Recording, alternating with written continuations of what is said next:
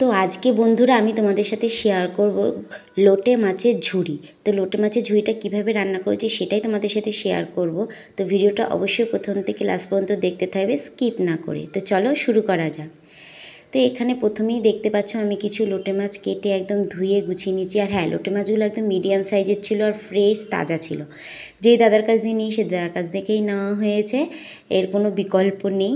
আর হচ্ছে গিয়ে মাছগুলো কেটে মানে দু টুকরো করে নিয়েছি প্রত্যেকটা মাছ আমি। আর সঙ্গে নিয়ে নিয়েছি এখানে দুটো পেঁয়াজ কুচি, আর নিয়ে নিয়েছি রসুন, কাঁচা লঙ্কা, টমেটো, আর নিয়ে নিয়েছি গন্ধরাজ লেবু পাতা। গন্ধরাজ লেবু পাতাটা আমি ঝুড়িতে বা গোটাতে মোটামুটি রান্না করেই থাকি। লোটে মাছের মধ্যে তোমরাও এরমভাবে গন্ধরাজের লেবু পাতা দিয়ে রান্না করে দেখবে, অবশ্যই তোমাদেরও রেসিপিটা খেতে ভালো লাগবে আর একটা অনবদ্য আলাদা টেস্টও লাগবে। একবার অবশ্যই ট্রাই করে দেখো, আমার কথা শুনে ভালো লাগবে আশা করছি। তো এখানে প্রথমে ধোয়া মাছগুলো আমি নুন, হলুদ আর লঙ্কার গুঁড়ো মাখিয়ে খানিকক্ষণ সময় রেখে দিয়েছি। এবার হচ্ছে গিয়ে যে মানে যা দিয়ে রান্না করব, যেমন রসুন, পেঁয়াজ, টমেটো, লঙ্কা আর হচ্ছে দেড়খানা আলু আমি ঝিরিঝিরি করে কুচিয়ে নিয়েছি। এখন আমি হচ্ছে গিয়ে মশলাটা মিক্সিতে বেটে নেব। দেখো শিলে বাটলেও হতো, কিন্তু আজকে না শিলে আর বাটতে ইচ্ছা করছে না। যদিও বা মিক্সিতেই আমি বরাবর মশলাটা খুব বেশি করি, শিল অত ইউজ করি না। খুব মানে কদাচিৎ আমার কাছে শিল নোড়াটা ব্যবহার করা, মিক্সিতেই করি। তো এখানে আমার মশলাটাও করা হয়ে গেছে আর আমি কড়াইতে কিন্তু পরিমাণ মতন তেল দিয়ে বসিয়েও দিয়েছি। তেলটা যেহেতু গরম হয়ে গেছিলো, ওর মধ্যে একটু পরিমাণ মতন ফোড়নে আমি কালো জিরা দিয়ে দিচ্ছি। আর তেলটা যেহেতু অনেকটাই গরম হয়ে গেছিলো, গ্যাসটা একটু সিম করে নিয়ে আমি পেঁয়াজটা ছেড়ে দিলাম। তো এখানে পেঁয়াজটা আমি খানিকক্ষণ সময় ধরে একটু ভেজে নেব, যতক্ষণ না ব্রাউন শেডের আসছে। আর হচ্ছে গিয়ে ততক্ষণ তোমরা আমাকে বলতে থাকো যে আমার ভিডিওগুলো তোমাদের কীরকম লাগে। অবশ্যই কিন্তু ভালো লাগলে পরে একটা লাইক, কমেন্ট আর শেয়ার করে দেবে। তো এখানে দেখতেই পাচ্ছ আমার পেঁয়াজটা ভাজা হয়ে গেছে। আর আমার করে রাখা মশলাটার মধ্যে কিন্তু আমি একটু লঙ্কার গুঁড়ো অ্যাড করেছিলাম, কেন কি ঝুড়ি রান্না করব লোটে মাছের। আর লোটে মাছের ঝুড়িতে কিন্তু একটু লঙ্কার পরিমাণটা বেশি হলে বেশি ভালো লাগে খেতে। তো এখানে আমি মশলাটা দিয়ে সুন্দর করে একটু খানিকক্ষণ সময় কষিয়ে নেওয়ার পর দিয়ে দিলাম আলু কুচিগুলো। আলু কুচিগুলো দিয়েও আমি খানিকক্ষণ সময় ভালো করে মশলার সাথে মানে কষিয়ে নেব বা ভেজে নেব। তারপর হচ্ছে গিয়ে আমি এর মধ্যে যেই নুন হলুদ মাখানো মাছটা রয়েছে সেটা আমি দিয়ে দেবো। আর তার আগে কিন্তু মাছ দেওয়ার আগে আমি একটু পরিমাণ মতন লবণ হলুদ দিয়ে নিলাম, কেন কি মশলার করে রাখা মশলার মধ্যে আমি লবণ হলুদটা দেওয়া ছিল না আমার, এটার মানে কড়াইতে ডাইরেক্ট দিলাম। তো আলুটাও আমার দেখতে পাচ্ছ মশলা দিয়ে তেল ছেড়ে দিয়েছে, আর আলুটাও কিন্তু অনেকটা ভাজা হয়ে গেছে। এবার দিয়ে দেবো এর মধ্যে আমি ম্যারিনেট করে রাখা লোটে মাছের টুকরোগুলো।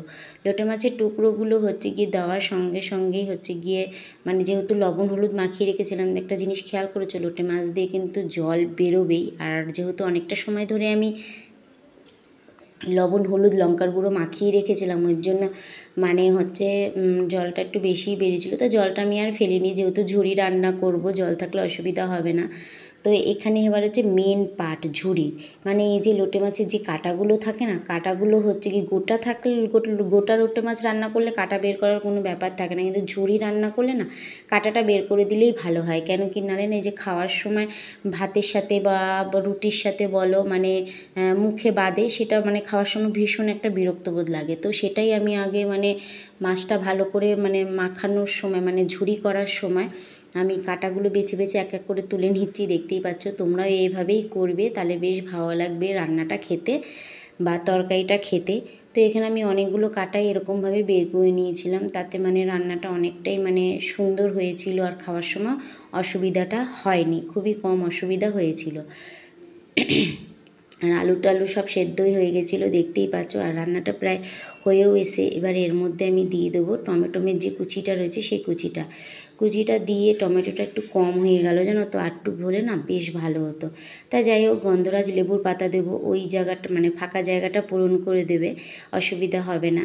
ধইনা পাতা দিয়েও এই রেসিপিটা রান্না করা যায়, কিন্তু যেহেতু মানে ধইনা পাতা আমার ঘরে ছিল না, আর পাশের বাড়ি মাসি আমাকে যেহেতু এই পাশের বাড়ি মাসিও আজকে লোটে মাছ রান্না করেছে নিয়েছে, তো ওই জন্য আমাকে হচ্ছে গিয়ে এনে দিয়েছে। তো আমিও আজকে এই দিয়েই আর কি লোটে মাছের ঝুড়িটা রান্না করলাম।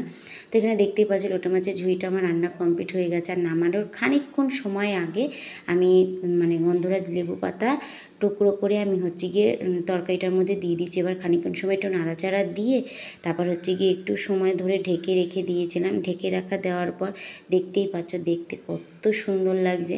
আর সত্যি কথা বলতে কি খেতেও কিন্তু খুব সুন্দর হয়েছিল। তোমরাও বাড়িতে এইভাবে অবশ্যই ট্রাই করবে, তোমাদের নিশ্চয়ই ভালো লাগবে এই রেসিপিটা। তো এখানে দেখতে পাচ্ছ কমপ্লিট হয়ে গেছে। আমি এবার এটা আস্তে করে নামিয়ে নেবো। আর কতটা টেস্টি লাগছে না দেখতে, আর খেতেও কিন্তু সত্যিই খুব ভালো হয়েছিল। তো এখানে এখন আমার রান্নাটা কমপ্লিট হয়ে গেছে। তো চলো আগে প্লেটে নামিয়ে নিই, তারপর আবার তোমাদের সাথে কথা বলছি। তো এখানে নামানো হয়েই গেছে, দেখতেই পাচ্ছ দেখতে যতটা ডিলিশিয়াস লাগছিল না, ততটাই কিন্তু খেতে সত্যি খুব সুন্দর হয়েছিল আর খুব ভালো লাগছিলো খেতে। তোমরা বাড়িতে অবশ্যই ট্রাই করবে। ভিডিওটা ভালো লাগলে একটা লাইক কমেন্ট করে দেবে আর চ্যানেলটা সাবস্ক্রাইব করে দেবে। যারা করেছো তাদেরকে অসংখ্য ধন্যবাদ, যারা করোনি তাদেরকে বলবো প্লিজ প্লিজ প্লিজ চ্যানেলটা সাবস্ক্রাইব করে পাশে থাকবে, সঙ্গে থাকবে আর অনেক অনেক সাপোর্ট করবে, অনেক অনেক ভালোবাসা দেবে আর আমার অনেক ভালোবাসা তোমরা নেবে। তো আজকে ব্লগটা এই পর্যন্তই।